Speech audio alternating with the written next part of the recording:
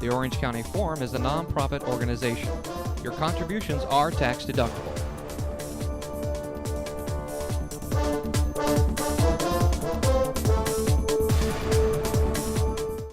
Thank you for joining us for the annual Angels Baseball Lunch. Our organization is grateful for the partnership that we've had together since 2002. In fact, it's one of our most popular programs of the year. I'd also like to remind you that there are raffles being sold today. So they're 3 for $5, 10 for $10, 30 for $20. Cash and card is taken, and our intern Daniel is here somewhere. He'll be around to take your money. So please get those raffle ticket purchases done. Before I get started with the program, I do want to mention one other thing. I don't want to start on a sad note, but I do want to recognize a noted sports psychologist who just passed away this past Sunday. Many of you may or may not know him, Ken Ravizza. He was important to both Cal State Fullerton and to the Angels organization. He passed away Sunday, a noted and pioneering sports psychologist. So let's give a moment of silence to honor him. What I'd like to do is just kind of ask each of you kind of the same question for a few of the first ones. But Before we start, one quick question. You can see the difference between radio and TV, by the way. I got no socks, polo shirt, suit, tie. And you're comfortable about that? I'm real comfortable. Sorry, that's a bad deal. You're going to take that? Go ahead. Would each of you please describe your transition from pitching in major leagues to your broadcasting careers, and at any point did you consider a career in broadcasting? I would say I never considered a career in broadcasting. Being a former player, you always think about being a teacher, a coach in that capacity. And I had coached actually high school Orange Lutheran for a couple of years, and I loved it. And then this kind of just floated into my lap. Tim brought this to my attention. I never even thought about a career in broadcasting, more on the coaching side. And I told him I've never done this, and he says, "Would you like to try it?" And I go, "Sure." And I've enjoyed every second of being back kind of involved in the game. You get to see it. I've seen every one of Mike Trout's at-bats since he's come up as a rookie, so it's fun to see that aspect, to see the bright young stars kind of mature. We've had the opportunity to see the historical things with Albert, and those things are awesome to be able to been part of. So I never considered it as in fact, in college I took a speaking class and got an F. That's harsh. How can I get up and speak, and you can't give anybody an F when they get up and publicly speak, right? But I did. I've enjoyed it. It's been a blast, and I know Gooby and I, it's so fun with him being on the TV side, and both of us have played against each other and with each other, and it's been a blast to be able to, when things are going good, we can celebrate them. When they aren't, we get to, the veins in our neck will pop out, and we get to talk about those things off air. Yeah, I'll tell you, for me personally, by the way, I've always had a blast talking and commiserating with you all and celebrating.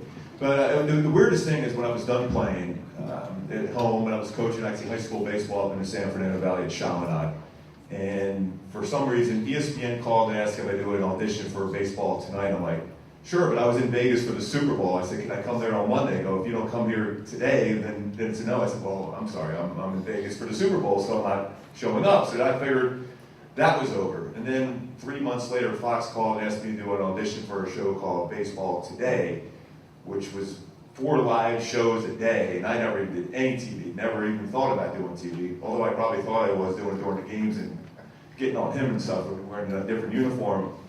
Did an audition, and they come in and said, well, we'll let you know. I'm like, oh, we'll let you know. And then boom, that night, they called, you ready to do live baseball shows? The next day, I'm like, sure.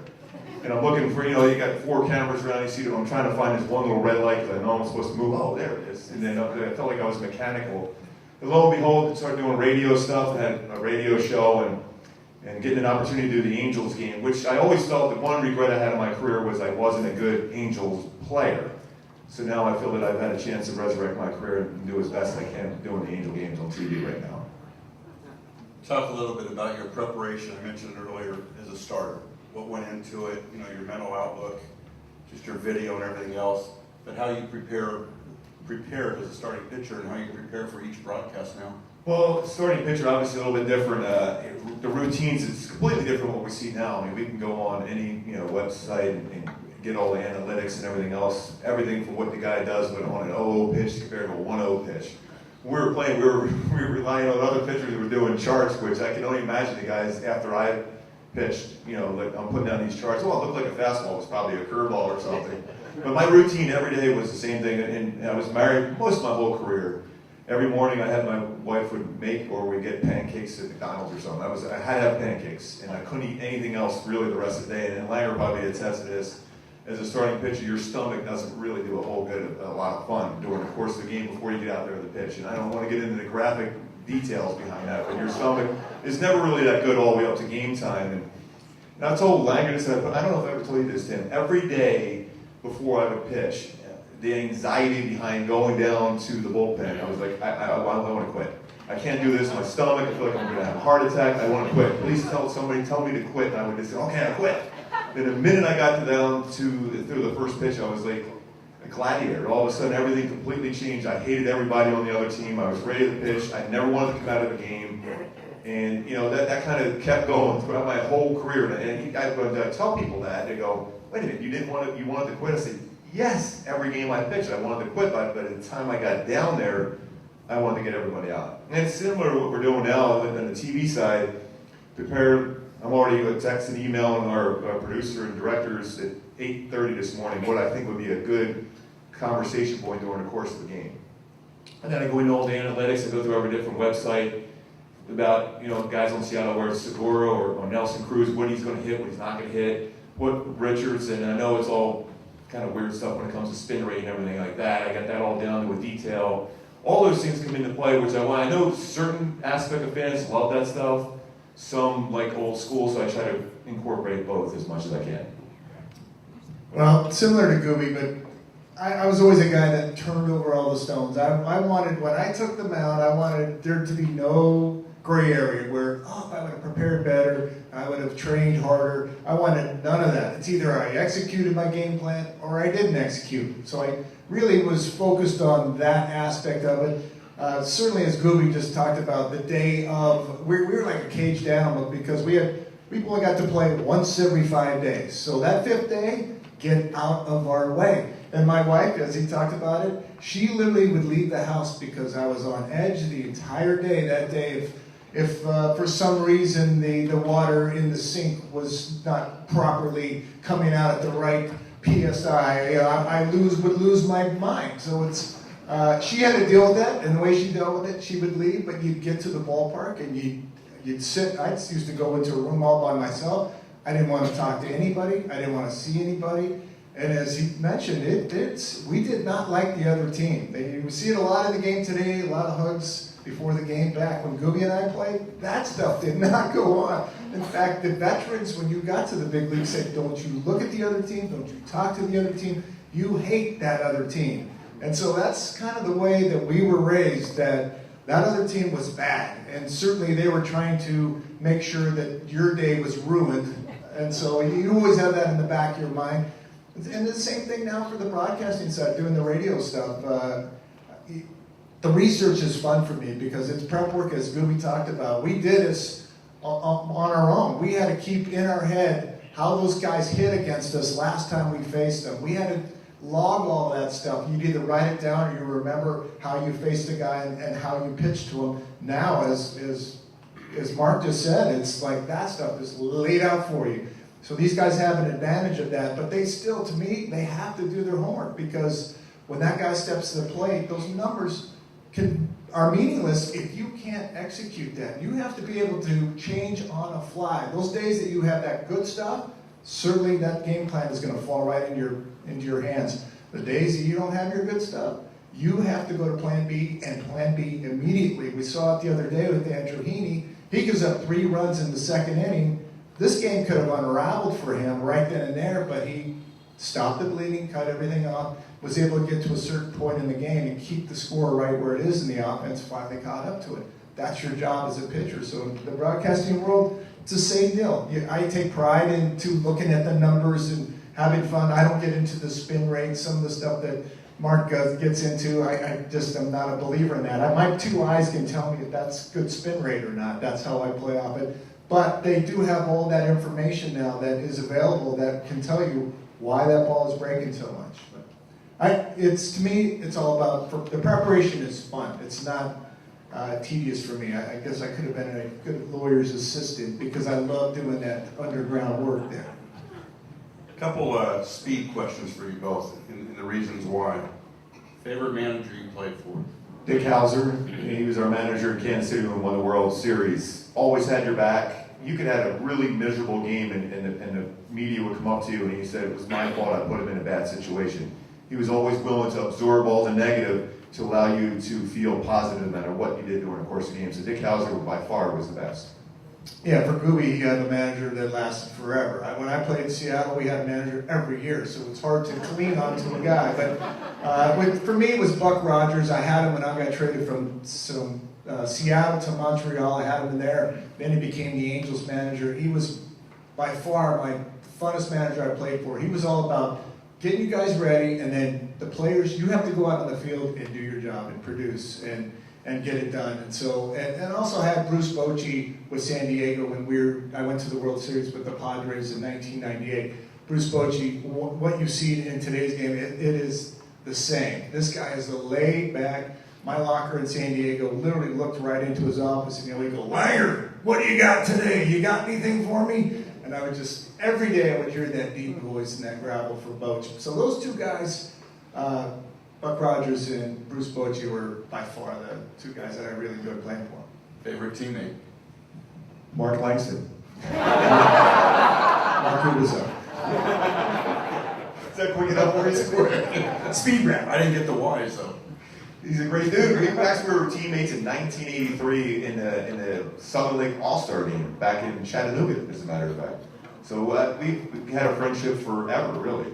We competed against each other. Finally, we were together with the Angels in '97, but other than that, I mean, we've always stayed connected somehow. So I've always felt teammates are part of your family. I mean, I've had a lot of teammates, and they're all family members to me. I always get goosebumps thinking that, but there isn't one teammate that I actually played with that I did not dislike. I mean, I loved them all, and I would go to battle for them, and I would fight for them every day. Yeah, and Gooby, again, I was a hard worker. I was determined to bury myself, be so prepared for every start, and he was the exact same way. We'd be in the weight room, and he would be doing the exact same thing. So I mean, those kind of things, you always attract to the guys that are going, you feel like are in the same mindset as you are, and obviously he was always, that competitor. And I remember, this is a great story, when he was pitching with Kansas City, and it was here, I think it was right here at Angel Stadium. There was a ball that might have gotten to the gap, and so he backed up bases, and this is what we did. And my good buddy Rex Hudler was on the team, and Rex got to the top step and started just screaming at Gooby, "Get back on that launching pad, Gooby! We're not done with you!" Gooby never turned around, not for 1 second. He just gave a nice little finger back to Rex. And then proceeded back to the mound. I go, "I like this guy. I like that guy." He didn't look at him. He didn't scream at him because he was getting yelled at. He didn't scream at him. He just, give him the number one, and then way back to work. Favorite individual career moment? I think the day I won my 20th game in the big list, because the year before I lost 18 games, and there was some good games, some bad games. 18 losses is 18 losses. So the following year, that winter I go to arbitration with John Shearholtz, who's our general manager, he's a Hall of Famer as a matter of fact. Went to Atlanta, and I remember being in those arbitration cases saying, "There's no way you should ever win arbitration case against us." I know it's part of that was what they did. You better go out and win 20 games or I'll never let you wear that uniform once again. So the minute I won that 20 games, I would walk up and said, "I'm pretty proud to wear that uniform right now." He gave me a big old hug. He was mainly saying that to motivate me. He signed me when I was a kid in Philadelphia, and he always says it to this day. He goes, "Going into your house, I feel like I was going to end up being the Sopranos, end up in the Schuylkill River if I didn't sign you with some suspended shoes." That being said, he motivated me, and it worked perfectly. Some guys it works great with, some guys you just kind of go away from, but that worked perfectly, and win 20 games that next year was pretty cool. For me, I mean, there's a lot of individual moments that, were special. I got to start an all-star game back in 1993 in Baltimore. That was awesome. I led the league in strikeouts as a rookie. That was awesome. But for me, the number one thing was when I stepped on the field against the Yankees in the World Series in 1998, that, as Gooby will attest, that is why you put a uniform on every day, is to get to that opportunity. And to have that opportunity, that's something, and it was at the very end of my career. I was a meaningless person on that team. I got to pitch in that game, and it kind of didn't go my direction, but just the opportunity, because this is what you strive for. And I played for 15 years and never even sniffed the postseason. So to finally get an opportunity to get to the postseason, get to the World Series, even though my role in the team was really not that important, for me it was, man, everything. Favorite, for all the years now in broadcasting, having played, favorite moment that you watched an individual, whether a teammate or an opponent or a team?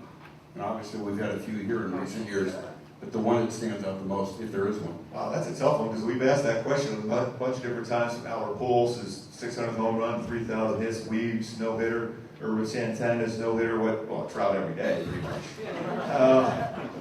Wow, that's a tough one. That really is a tough one. I love what the reaction by the fans when Albert hit his 600th home run here at the ballpark. That was great. To be able to celebrate it with his family when he threw the no-hitter was pretty cool. But I still think, just because, sometimes I feel like Trouty's almost like my son almost, because growing up in the Philadelphia area, and we text back and forth about our Eagles. I promise I wouldn't say a whole lot about the Philadelphia Eagles and fly, Eagles fly. That time he went over the wall, right in front of his family itself, where he jumped over the wall in right center field at Camden Yards, and then be able to point up, knowing what it's like to be having your family there, that was pretty special. I even get goosebumps thinking about it. It was one of the best plays I ever witnessed, but to be able to do that, for me, it's always about family, and to be able to do that in front of his family that were literally sitting right all around there, that was pretty cool. There's been so many really cool moments since I've had the opportunity, and obviously we talked about Trout being there every day, and to be able to see this guy on a daily basis is it's mind-boggling to see what he's capable of doing. But to see, before Mike Trout was Albert Pujols, by the way, if you go back and look at his numbers, Albert actually might have had better numbers than Mike Trout did at this stage of their careers. And that's it's hard for me to even grasp because of what Trout has been able to do. And I've been able to see every one of Trout's at-bats, and I didn't get to see what Albert was capable of doing. But to see the people that he's passing now and where he's at in the history of the game, his 600th home run, as you talked about, not was a home run, but it's a grand slam. I mean, how do you top that? His 3,000th hit, that to me, you could see how much that really meant to Albert. 600 home runs certainly was a huge moment for him, but 3,000 hits, usually those two things don't sync up together, power and being able to get 3,000 hits. So you could see how much that meant to Albert to get those 3,000 hits. And then later, Tim was on this trip, and Gooby, you saw it. Gooby actually held it. My good buddy, Geddy Lee from Rush, he had a baseball with everybody that's had 3,000 hits. And you're talking Ty Cobb, all the names are on this. And he brought the ball, he wanted Albert Albert was the latest guy to get 3,000 hits. And I remember the night before Albert signed it, we're at the hotel bar, and he breaks it out. And Gooby's like, holding it, looking at the numbers. I wouldn't even touch this thing. I felt like, boy, this thing belongs in the Hall of Fame. But to see Albert, the pride he had to put his name on that baseball was pretty cool. By the way, Albert's going to answer that question between the 600th home run and 3,000 hit on Gooby Tuesdays tonight, by the way. Yeah, that'll be pretty cool. I mean, I was shocked what he said, too, so that's pretty cool. A shameless plug right there. 13 years will allow you to do that. Can you give your assessment of our 2018 season thus far? We do this every other day. Every day I literally run into the radio booth with Langer and Smitty every day. We're like, okay, this is the biggest game of the year today. Biggest game of the year. We need to do this. Biggest game of the franchise history. 13-3 start. Going back to even, I love actually going to Vegas. And I remember seeing some action with the Angels beginning of the year. It was 20-1, 25-1, 50-1. I'm like, okay, 51 sounds pretty good. Then all of a sudden, Shohei Ohtani signs, and Ian Kinsler comes aboard in a trade. Zach Cozart. I'm thinking, this team is special. And to get off to a 13-3 start, I really anticipated at that moment one of the best teams. Houston is the most complete team. Yankees are really good. I still felt they have some holes, especially in the rotation. But I felt this team was as good as I've seen in all my years doing this. And that goes back to 2014 when they won 98 games. That was a team that won 98 games that should have won the World Series that year because everything was falling into place. It didn't work out. Kansas City was hot. But then all of a sudden, injuries, and every team goes through injuries.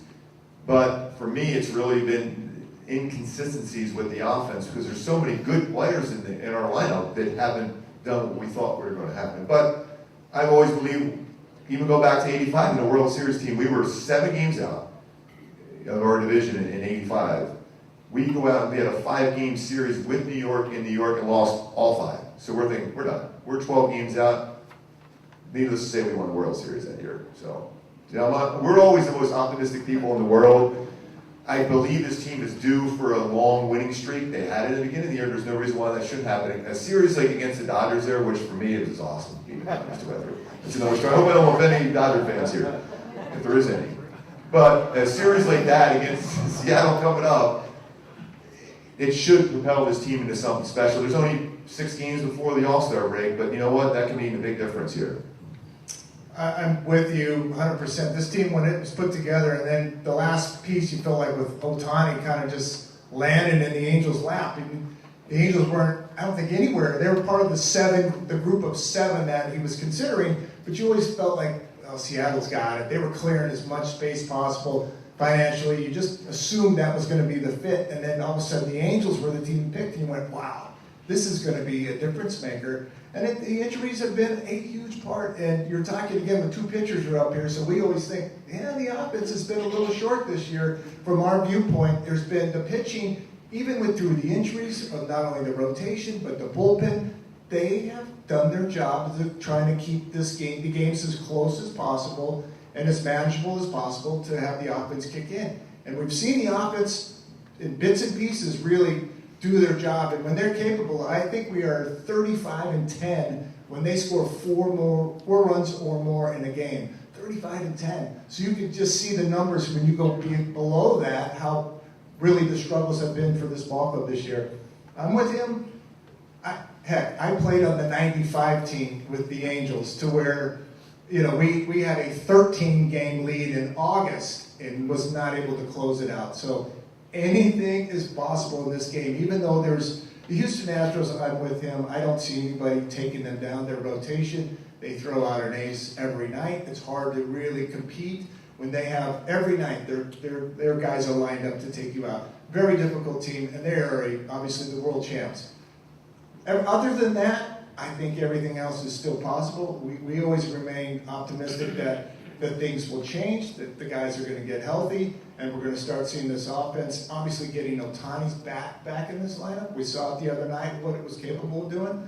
That was a big loss for this team. Not only did they lose him as far as in the rotation, what he was capable of, but his bat in the lineup, which is something I didn't think I would have said that in, obviously after March I wouldn't have said that, but to see the adjustments that he's made and to be able to contribute here at the major league level, I'm with Mark. I don't see any reason for this team not to be able to go on some kind of a run. And this is a game of confidence. And when you get on that run, you step up. And we saw it early in the year when they went 13-3. You feel like there's no way anybody will beat you tonight. And Seattle Mariners have gone through that. They went through it. They're a team that went through an unbelievable run. So they start believing every night they're going to win. They're going to find a way to win. And that's how baseball operates. So much of it's the mental side. And so for this team, if the Angels, again, coming off win 2 out of 3 from the Dodgers, you hope that carries into the series tonight. And if it does, all of a sudden the Angels can get on a roll, close some of the gap with the Mariners, carry that into the Dodgers series to finish the first half. And it's a very tough run right here when you go the Seattle Mariners, the Dodgers, Seattle, the Dodgers to end the first half. If they can come through this on a positive note, that stuff just carries into the second half. And again, they start with the best player in the game of baseball with Trout. So I think, hopefully they'll go on a run here in the second half, and then we'll have some fun here down in September. Before we open it up for your questions, as pitchers, and obviously he's not pitching right now because of the injury, but how amazed or impressed are both of you with what Shohei just simply does as an athlete? Because he's not a 230 hitter, just kind of getting by, or a number 5, pitcher in the rotation. But the quality and the level of which he does what he does. Well, I'm still shocked when you think about it. He starts once a week, and to have his command is off the charts. I mean, Langer and I both know if we had one extra day rest, there was no way we had any idea where the baseball was going. It could go to the backstop in here, it could go in someone's ear sometimes. But he, free and easy, his mechanics, flawless, and 101 miles an hour. And he's a thin guy, but when you see him without his shirt on, his shoulders are huge. Free and easy, his splitter was unhittable. Slider was almost Bugs Bunny-like. And his curveball really good too. And I just felt that nothing bothered him. He gave up a home run against Chapman there in Oakland, gives up a 3-run home run. That's his first start. First of all, walking down to the bullpen, you have people just rushing down on us. It felt we were at a Rolling Stones concert. I said, no one ever came near us warming up the bullpen. That would be it. It would be like 8 people just laid out on the ground there. They came by. He just went about his business, gives up a 3-run home run to Matt Chapman, a local kid here. And then all of a sudden you look up, he just went through the lineup like they were never there. So for me, not only his physical attributes are incredible, but mentally, nothing bothered him. I mean, he's the largest star as there is. As big as Trout is here, he's global. And he's been able to do that. And he got off to an incredibly bad start in spring, both pitching and hitting, and it never fazed him at all. That's the thing, I was so impressed. His first at bat, base hit, his first start, I'm like, wow. His second start, took a perfect game, and then his seventh, I said, Uncle, this guy is ridiculous. You know, the way I see it, and Mark will attest to this, it's hard to do one thing here at the big league level. We just talked about all the prep work we have to do to get ready for your one day to start. He had to do that and then separate that and do the exact same thing to hit. And you could ask any hitter, we could parade them all up here from Trout to everybody, how difficult that task is to be prepared to do that on a daily basis, to get all the preparation, to mentally start understanding what the guy on the mound is going to have. To be able to separate those two, that to me is the thing that's been the most impressive. I didn't think he would hit. I literally did not think he'd hit at the big league level because it's so hard. It's really difficult to do. And to split the time between the two, you really have to put time into both of them to really succeed in them. So I didn't think he'd be able to do it. And obviously he had a horrible spring, and everybody was going, oh, maybe he should go to AAA and get started there. I think that's all the outside. That never came from internal. The Angels believed he was a real talented guy. And then all of a sudden he got off, and he couldn't hit the hard stuff inside. Couldn't hit anything hard. He made the adjustment so fast to really just got rid of his big high leg kick to really almost a toe tap to be able to all of a sudden 97, 98 in hard that beat him all spring training. And even in Japan we heard that he really didn't get challenged that hard inside. And here's one thing at the major league levels, certainly for pitching, if we could find that little spot that you can attack, we will exploit it time after time after time until you make the adjustment. Boom, he made the adjustment so quickly. So to me the most impressive thing is for a guy, it's so hard to do just one facet of this game. For him to be able to do both and turn the page I'm blown away at that. Thank you again, everyone. Have a great rest of the day. Thank you. All right, everybody, thank you so much. The Orange County Forum is brought to you through the generous support of the Orange County Register and our sustaining partners. For more information about the Orange County Forum, call 949-588-9884. The Orange County Forum is a nonprofit organization. Your contributions are tax deductible.